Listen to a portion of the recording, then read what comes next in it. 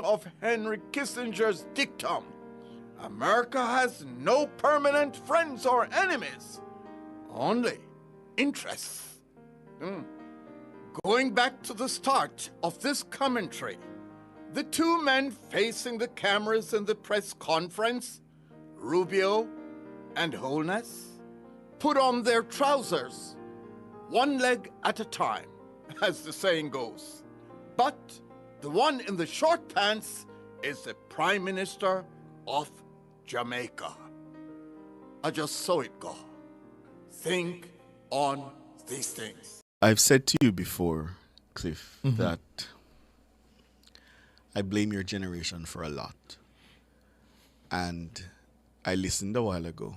My generation. Yes, to the Watchman.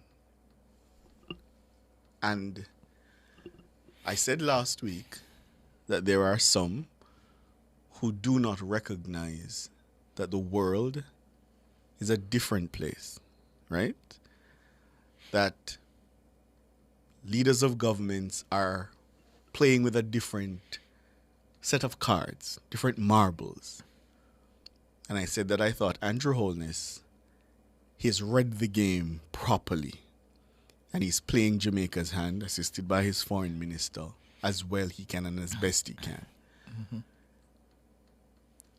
The reckless idealism I just heard from the Watchman, I want to say to my listeners, you ought to reject that. I said it last week and I'm going to say it again. You ought to reject it.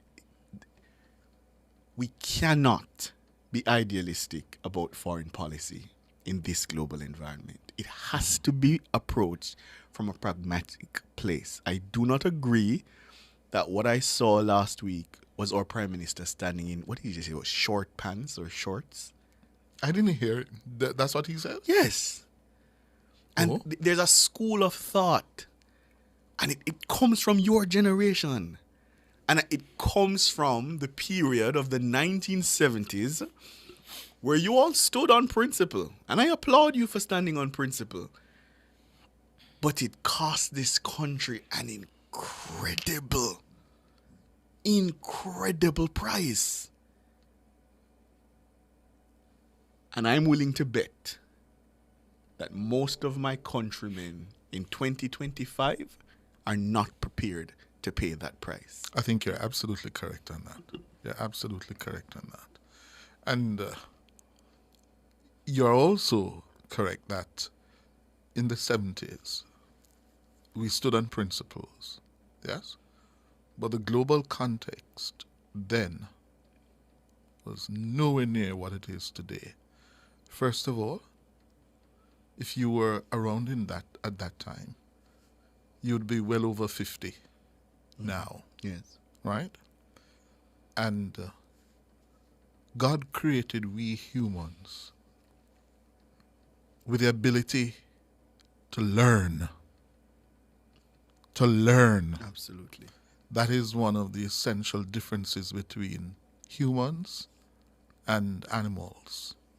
And even animals and creatures, learn.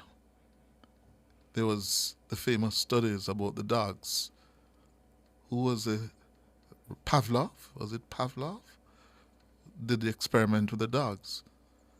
And when the dogs entered a certain place or a fence and it would shock them, they go there once or twice. They weren't going back there a third time because they would have learned. Right.